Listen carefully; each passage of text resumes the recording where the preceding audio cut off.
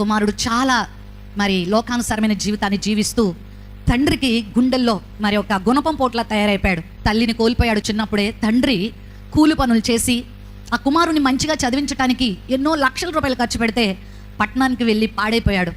తండ్రి ప్రతిరోజు నాన్న ఎలా ఉన్నావు, దేవుని మందిరానికి వెళ్తున్నావా, పరిశుద్ధంగా ఉన్నావా అని అడుగుతుంటే తండ్రిని కూడా చూడకుండా దూషణలు దుర్భాషలు మాట్లాడేవాడు. కొన్నిసార్లు తండ్రిని డబ్బు కోసం గుంజుకొని కొట్టి ఆ ఇంట్లో నేను కూడా పట్టణం వెళ్ళిపోతా ఉండేవాడు. అయినా ఆ తండ్రి ప్రేమలో ఏమాత్రం మార్పు రాలేదు. అతడు చాలా దూరదేశానికి వెళ్ళిపోయాడు. బైబిల్ గ్రంథంలో ఉన్నట్లుగా తప్పిపోయిన కుమారుళ్లాగా వాడు కూడా లోకానుసారంగా బాగా పాడైపోయాడు. కొంత కాలం అయిన తర్వాత తండ్రి ఎదురు చూస్తూ ఉన్నాడు, వస్తాడేమో అని. కానీ ఆ పట్టణంలో వాడు చాలా దుర్మార్గుడై, ఒక మాట చెప్తాను, తండ్రికి దూరమైన వాళ్ళు ఎవరూ కూడా క్షేమంగా ఉండలేరు. తండ్రికి దూరమైన వాళ్ళు ఎవరూ కూడా ఆత్మీయంగా మరి నిలబడలేరు. జారిపోయే ప్రమాదం ఉంది కదా. వాడు దుర్మార్గంగా తయారై చివరికి ఒంటరివాడు అయిపోయాడు, రోగగ్రస్తుడు అయిపోయాడు. అప్పటి వరకు తాను నమ్ముకున్న స్నేహితులు తన దగ్గరకు వచ్చేమని ఆదరిస్తారేమో అనుకున్నాడు, కానీ ఎవరు తను ఆదరించే వాళ్ళు లేరు. ఆ సమయంలో చెత్త కుప్పల్లో ఏమైనా ఆహారం ఉంటుందేమో అని వెతుక్కుని తినే స్థితికి వచ్చాడు. ఆ చెత్త కుప్పల మధ్యలో అతడు ఏదైనా ఆహారం దొరుకుదాం, మెతుకులన్న తిని బ్రతుకుదామని చెప్పి ఆ కుమారుడు, ఆ విద్యావంతుడైన కుమారుడు వెతుకుతూ ఉండగా అతడికి ఒక పేపర్ కనిపించింది. ఆ పేపర్లో తన ఫోటో ఉంది. ఏంటి ఈ చెత్త కుప్పలో నా ఫోటో ఉంది అనుకుని ఓపెన్ చేసి చూసేసరికి తన తండ్రి ఒక పేపర్ ప్రకటన ఇచ్చాడు. అదేంటో తెలుసా? ఈ నా కుమారుడు మీకు ఎక్కడైనా కనబడితే దయచేసి నాకు తెలియచేయండి. ఈ కుమారుడు అంటే నాకు చాలా ఇష్టం. నా కుమారుడు మరి నన్ను విడిచిపెట్టి చాలా కాలం అయింది. ఒకవేళ మీరు ఎవరైనా ఈ కుమారుడిని కనుక కనుగొంటే నాకు తెలియచేస్తారా అని చెప్పి డబ్బులు ఖర్చు పెట్టి ఆ పేపర్ ప్రకటన ఇచ్చాడు. ఆ క్రింద ఒక ఫోన్ నెంబర్ ఇచ్చాడు. అయితే తన అడ్రస్ కూడా ఇచ్చాడు. ఎప్పుడైతే పేపర్ యాడ్ చూశాడో కుమారుడు మనసు, నిజంగా కుమారుని యొక్క హృదయం కరిగిపోయింది.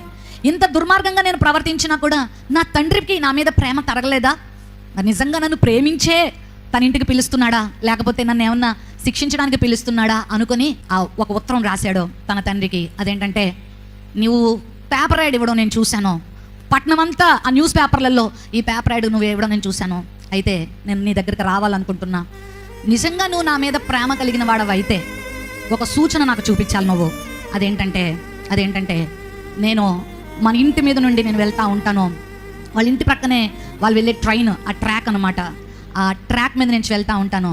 మన ఇంటి వెనకాల ఉన్న ఒక జామ చెట్టు ఉంది కదా, దానికి ఒక తెల్లని బట్టను కట్టాలి. తెల్లని బట్టను కడితే నన్ను ప్రేమించే పిలుస్తున్నావని అనుకుంటాను నాన్న అని ఈ కుమారుడు ఉత్తరం రాశాడు. ఆ ఉత్తరం ఎప్పుడైతే చేరిందో ఈ తండ్రి ఆనందానికి అవధులు లేవు. నా కుమారుడు నేను కనుగొనగలిగాను, తప్పకుండా నాన్న ఆ బట్ట నేను కడతానని చెప్పి తండ్రి మాట ఇచ్చాడు. కానీ కుమారుడికి అనుమానమే ఉంది, నిజంగా కడతాడా లేదా, అతను ఇంతగా నేను బాధ పెట్టినందుకు నన్ను దూషించి హింసించి నన్ను ఏమైనా చేస్తాడా లేదా. సర్లే, ఒకవేళ ఆ బట్ట కనుక కనబడకపోతే నేను ఆ రైల్లో వెళ్తూ ఎక్కడికైనా వెళ్ళి చనిపోతాను. ఒకవేళ బట్ట కనబడితే, ఆ క్లాత్ కనబడితే నేను దిగి నా తండ్రి దగ్గరికి వెళ్తాను అనుకున్నాడు. ప్రయాణం ప్రారంభించాడు. ఆ గ్రామానికి చేరుకున్నాడు. అతను అన్నట్టుగానే ఆ జామ చెట్టును చూస్తూ ఉన్నాడు. మీరు నమ్ముతారా ప్రియులరా, జామ చెట్టు కనబడట్లేదు. అక్కడ చెట్టు కనబడట్లేదు, కానీ చెట్టు అంతా తెల్లని గుడ్డలు కనబడుతున్నాయి. ఒక్క క్లాత్ కట్టమంటే ఆ తండ్రి తనకున్న పంచెలన్నీ, తనకున్న ఆ చొక్కాలన్నీ, తాను తేగలిగినటువంటి తనకున్న ధనమంతా ఖర్చు పెట్టి ఆ బట్టల తెల్లని వస్త్రాలు కొని ఆ బట్ట కొని చెట్టంతా కప్పేశాడు. ఒక్క ఆకు దగ్గర నా కుమారుడు, ఇక్కడ నా తండ్రి కట్టలేదని అనుకోవద్దు, ఒక్క ఆకు కనబడట్లేదు, కొమ్మ కనబడట్లేదు, యావత్ చెట్టంతా తెల్లని బట్టతో కప్పబడిపోయింది. ఆ ముక్కలు వ్రేలాడుతూ ఉంటే కుమారుడు షాక్ అయిపోయాడు. ఒక్క బట్ట చాలు, నీ ప్రేమ ఏంటో నేను అర్థం చేసుకుంటానంటే నా తండ్రికి ఇంత ప్రేమ, తనకున్న విలువైన వస్త్రాలన్నీ తీసేసి చెట్టంతా కప్పాడా? ఇలాంటి మంచి తండ్రినా నేను బాధ పెట్టాను అనుకున్నాడు. పరుగున రైలు దిగాడు. తండ్రి కాళ్ళు పట్టుకున్నాడు. ఇంత దుర్మార్గుడైన నన్ను ఇంతగా, నాన్న నీ ఒంటి మీద బట్టలు లేకుండా, నీ ఒంటి మీద ఉన్న నువ్వు తెల్లని వస్త్రాలను వేసుకునేవాడివి, అవన్నీ నా కోసం ఇలా వెచ్చించావా? అని ఆ కుమారుడు తన తండ్రి ప్రేమను అర్థం చేసుకొని తన జీవితాన్ని దేవునికి అప్పగించుకున్నాడు. ఈ మాట ఇక్కడ నాకు ఎందుకు గుర్తొచ్చిందంటే, లోకంలో ఇలాంటి తండ్రులు ఉన్నారు, తమ పిల్లల కోసం, తమ సంతానం కోసం అంతగా ఆలోచించేవాళ్ళు. కానీ కొన్నిసార్లు వాళ్ళు కూడా ఫెయిల్ అవ్వచ్చు. కానీ మన పరలోకపు తండ్రి, నువ్వు ఒక్క నిదర్శనం అడిగితే నీ జీవితంలో ఎన్ని నిదర్శనాలు చూపించాడో తెలుసా?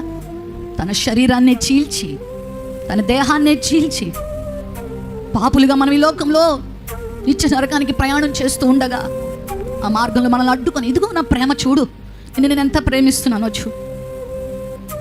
అంత ప్రేమను మనము నిర్లక్ష్యం దయచేసి చేయొద్దు. ఆయన మనల్ని ప్రేమిస్తున్నాడు, ఆయన మన తండ్రి, అంతే. He's our father. నేను ఆయన ప్రేమిస్తున్నాడు. నువ్వు ఏ కష్టాల్లో వెళ్తున్నా, నువ్వు ఏ బాధలు గుండా వెళ్తున్నా, ఏ శ్రమల గుండా వెళ్తున్నా, ఏ వ్యాధులు గుండా వెళ్తున్నా, ఒకటి మర్చిపోవద్దు, ఎవ్వరు మర్చిపోవద్దు, ఆయన మనతో ఉన్నాడు. ఆయన మనల్ని ప్రేమిస్తూనే ఉన్నాడు.